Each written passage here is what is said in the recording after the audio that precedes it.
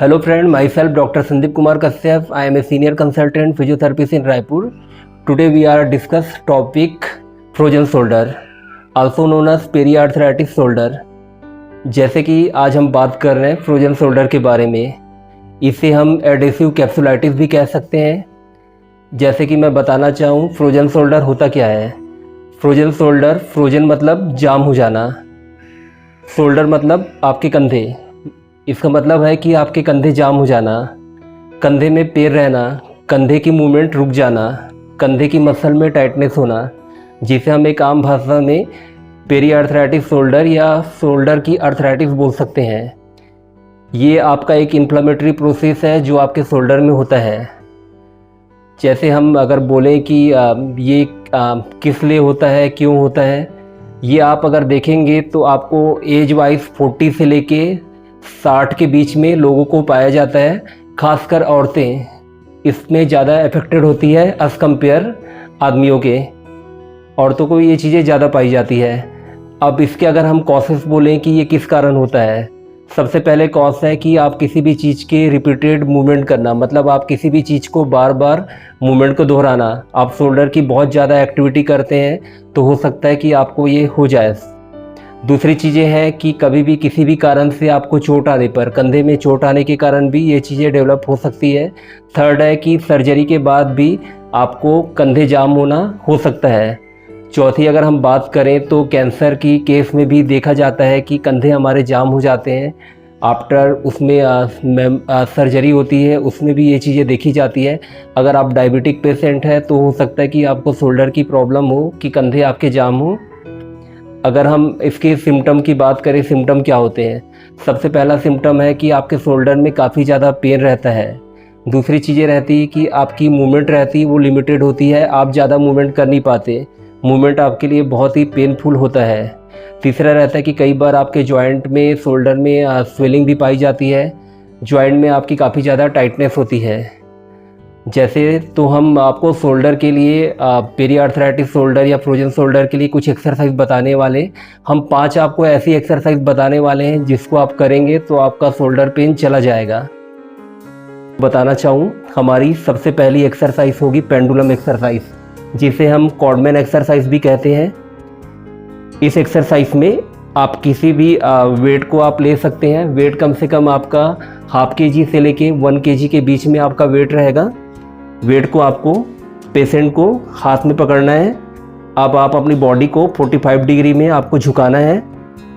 आपकी पहली एक्सरसाइज रहेगी क्लॉकवाइज मूवमेंट। जैसे कि आप देख पा रहे हैं, आपको अपने कंधे को क्लॉकवाइज डायरेक्शन में एक सर्कल बनाते हुए घुमाना है। शुरुआत में आप इसको सर्कल आप छोटा रखिए, वक्त के साथ साथ आप सर्कल को बड़ा कर सकते हैं। जैसे कि आप देख रहे हैं कि हम सर्कल को हमने बड़ा कर दिया है। ठीक है, इस एक्सरसाइज को आपको 25 रिपीटेशन में दोहरानी है। जैसे कि हम दूसरे एक्सरसाइज के बारे में बात करें तो आपकी पेंडुलम एक्सरसाइज में सेकंड एक्सरसाइज होगी एंटी क्लॉकवाइज। इसमें आपको रोटेट करना है एंटी क्लॉकवाइज डायरेक्शन में। जैसा कि आप देख पा रहे हैं, शुरुआत में इसमें भी आपको सर्कल बहुत छोटा बनाना है। वक्त के साथ साथ आपको रिलीफ होते जाता है तो आप सर्कल बड़ा कर सकते हैं। इसको भी आपको 25 रिपीटेशन में करनी है। आपकी थर्ड एक्सरसाइज पेंडुलम एक्सरसाइज में होगी वर्टिकल मूवमेंट। इसमें आपको हाथ फ्रंट की तरफ लेके जाना है। याद रखिएगा, इसमें आपको ग्रेविटी की हेल्प लेनी है। आप हाथ को जितना फैला सकते हैं फैलाइए। इसको भी आपको 25 सर्कल बनाने हैं। 1 2, इसी प्रकार आपको 25 बार ये मूवमेंट दोहरानी है।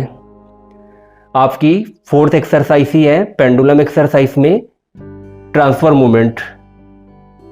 इसमें आपको हाथ को क्रॉसवर्ड सेक्शन में मूवमेंट करनी है।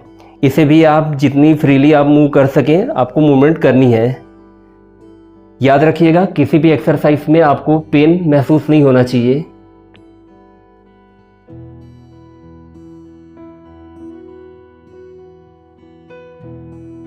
ठीक है, आपने जैसे देखा हमने आपको 4 एक्सरसाइज अभी बताई है पेंडुलम एक्सरसाइज में ही, जो पेंडुलम एक्सरसाइज की टाइप है। अब हम आपको सेकंड एक्सरसाइज बताने वाले हैं जो आपकी है फिंगर लैडर। इसमें आपको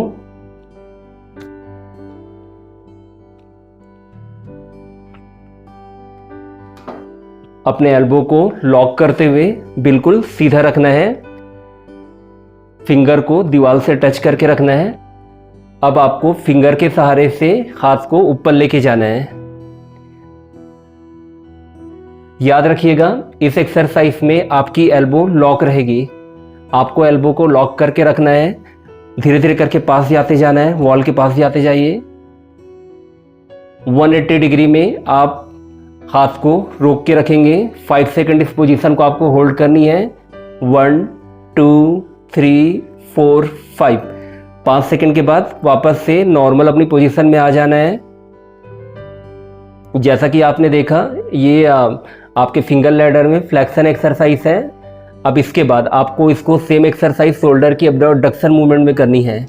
इसे आप कैसे करेंगे? आपका डायरेक्शन फ्रंट की तरफ रहेगा और आपका हैंड वॉल की तरफ रहेगा। सेम आपको फिंगर आपको ऊपर लेके जानी है।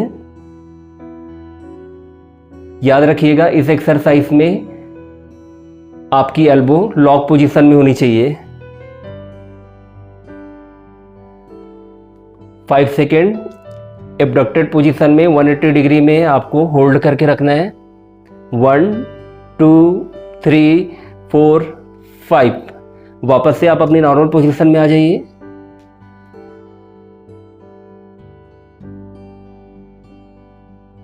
आपकी थर्ड एक्सरसाइज होगी वॉल स्लाइड। इस एक्सरसाइज में आपको शोल्डर से रोटेशन सर्कल बनाना है। जैसा कि आप देख पा रहे हैं आपको सर्कल बनाना है। आप हाथ जितना घुमा सकते हैं उतना घुमाइए।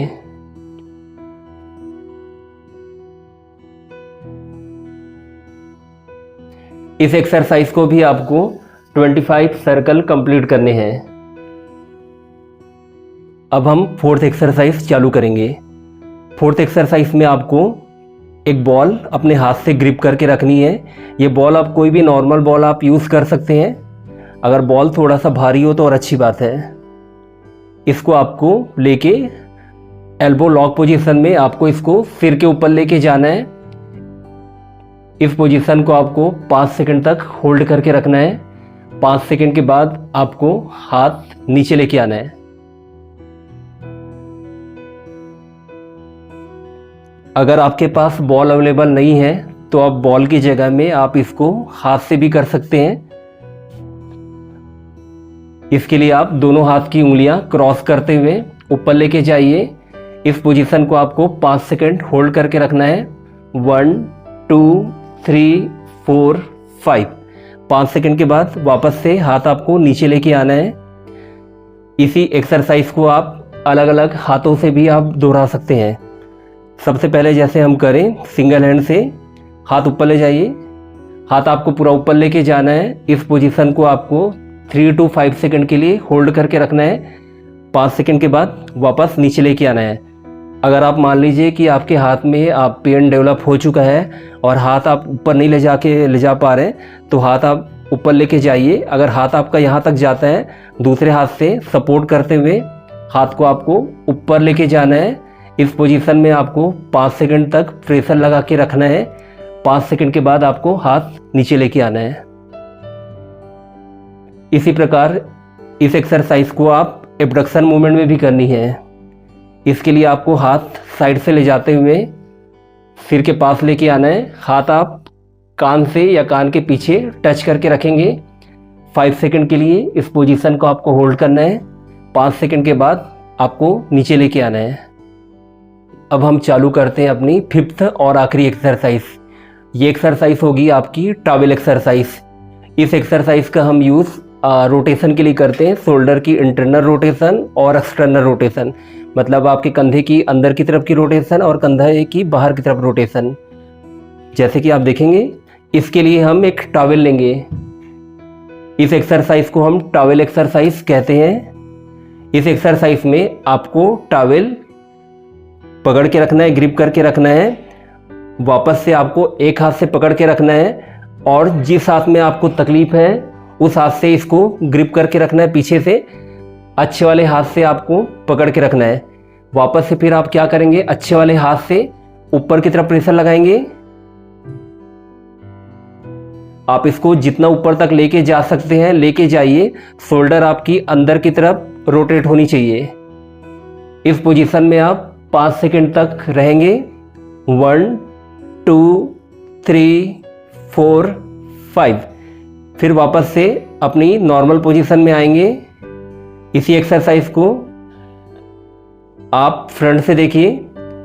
अपने हाथ से आपको ऊपर की तरफ खींचना है, हाथ को इंटरनली रोटेट करते हुए अंदर की तरफ जाना है। इस पोजीशन को भी आपको 5 सेकंड के लिए होल्ड करके रखना है। 5 सेकंड के बाद आपको वापस नीचे की तरफ लेके आना है। इसी एक्सरसाइज को आपको अफेक्टेड हेड से भी करनी है। इसी एक्सरसाइज को आप एक्सटर्नल रोटेशन के लिए अफेक्टेड हैंड को आप यहाँ रखेंगे नीचे, इसको यहाँ रखिए। इसके बाद आप नीचे से हाथ से नीचे की तरफ प्रेशर लगाएंगे। इससे आपका हाथ ऊपर की तरफ जाएगा। इस पोजीशन में भी आपको 5 सेकंड तक रहना है। याद रखिएगा, इस मूवमेंट को आपको इंटरनल रोटेशन और एक्सटर्नल रोटेशन दोनों में करना है। मतलब कंधे को अंदर की तरफ रोटेट करना है, बाहर की तरफ भी करना है। वापस से नॉर्मल पोजीशन में। जैसे कि आपने देखा कि हमने आपको कंधे के लिए 5 एक्सरसाइज बताई जो आपके फ्रोजन शोल्डर के लिए काफ़ी अच्छी है। ये आप एक्सरसाइज आप घर में रेगुलर भी कर सकते हैं। अगर आप इस एक्सरसाइज को करेंगे तो अगर आपको फ्रोजन शोल्डर नहीं भी हुआ है तो ये चीज़ें आपको इन फ्यूचर कभी भी डेवलप नहीं होगी। अगर शुरुआत होगी तो भी आप कर सकते हैं। अगर आपको फ्रोजन शोल्डर है भी तो भी आप इससे रिकवर हो सकते हैं। जैसे कि अगर आपने हमारी वीडियो देखी और आपको हमारे वीडियो पसंद आते हैं, हमारे कंटेंट आपको पसंद आते हैं, तो प्लीज़ हमारे चैनल को लाइक, शेयर और सब्सक्राइब करिए ताकि इसी प्रकार हम आपके लिए और भी अच्छी इन्फॉर्मेटिव वीडियो ला सकें। अगर आपके कोई कमेंट होंगे या आप किसी टॉपिक में हमारे से वीडियो चाहते हैं, किसी बारे में आप जानना चाहते हैं टॉपिक के बारे में, तो प्लीज़ हमें कमेंट सेक्शन में कमेंट करके बताइए कि आप किस चीज़ के बारे में या किस बीमारी के बारे में वीडियो देखना चाहते हैं।